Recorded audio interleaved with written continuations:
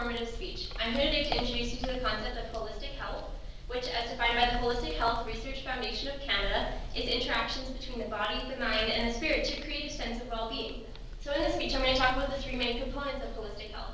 So that would be the body, the mind, and the spirit. Okay, so to begin, physical health. There are a ton of components to physical health. I'm only going to talk about a few main ones though. So to begin, let's talk about exercise.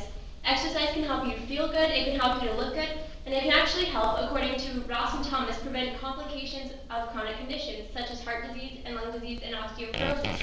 Specifically with osteoporosis, physical activity stresses your bones.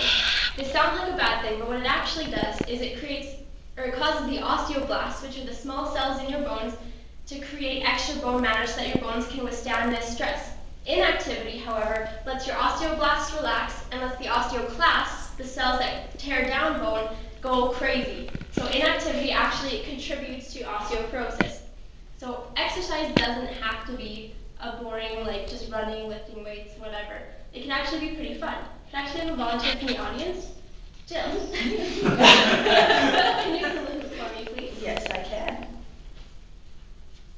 Okay, so hula hooping can be done either for recreation or for dance. If done for recreation, it's excellent to tone the core, and if done for dance, it can actually tone the arms and legs. So hula hooping is Yeah. Fail.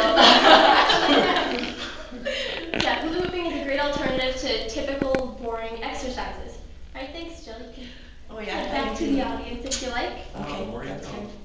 Okay, so the next component of physical health that we're going to talk about is healthy eating. So for healthy eating, it's important to get a balanced diet.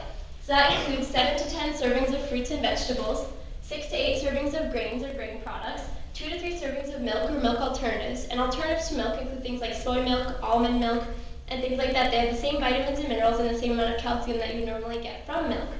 And then you need 2 to 3 servings of meat or meat alternatives. Alternatives to meat include things like beans, lentil, tofu, and actually peanut butter. So in eating a balanced diet, it's important to remember that these serving numbers vary for genders and ages. So I encourage you to check out the Health Canada Food Guide online. It's easy to get to. Just Google Health Canada Food Guide, and it should come up. I'm getting hungry. Okay, the next component for physical health is preventing illness. The easiest way to do that is just to simply wash your hands. You don't need to use antibacterial soap. Just use any regular soap. It's important to cover all hand surfaces with lather and to clean under your nails. The amount of time you should wash your hands for is the time it takes to sing happy birthday in your head twice. Okay, so as I mentioned before, exercise is good for physical health. However, it's also good for mental health because it can reduce stress. So, mental health, as defined by Princeton University, is the psychological state of someone who functions well emotionally and behaviorally. Basically, it's about what you feel. Mental health can be influenced by biological factors such as medications and chemical imbalances in the body. It can also be influenced by environmental factors such as trauma and loss. So, some characteristics of somebody who is mentally healthy are things like feeling good about yourself, not being overwhelmed by your emotions, feeling comfortable around others, accepting life's disappointments, and meeting life's demands and handling problems as they arise. It's important to remember that not everybody has all of these characteristics all of the time. That doesn't necessarily mean that you're mentally unhealthy. However, if you do have any mental health concerns, it's important to see your family doctor and they will refer you appropriately. So, the characteristics of mental health, that's from the American Institute of Preventative Medicine. Okay, so a major component of mental health is stress. Stress is a big contributor to poor mental health. So I'm sure we've all felt like this guy every now and again. However, Smith suggests 5 ways to effectively manage stress.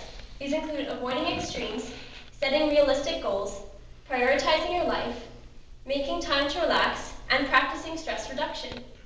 Stress reduction is the most important of these because stress is the leading contributor to declines in mental health.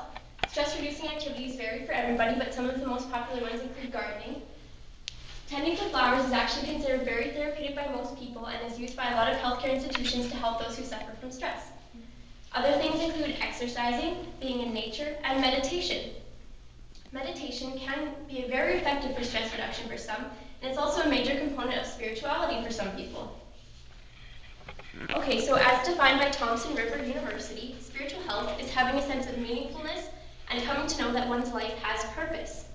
Everyone experiences spirituality different. It's very unique to each individual. So some experience spirituality through prayer and worship, others through meditation, and some experience it through feeling oneness with nature.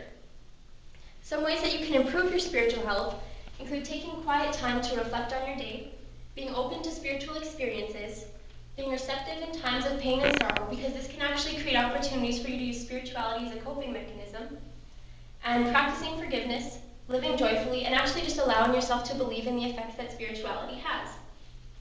Ultimately, spirituality is just as important as taking care of your mental health and your physical health, however, it is often overlooked. So in conclusion, holistic health is interactions between the mind and the body and the spirit that contribute to a sense of well-being. It's ultimately the balance between these three areas that can create a positive experience of holistic health. My name is Devaney Service, and this is my informative speech. Thank you very much.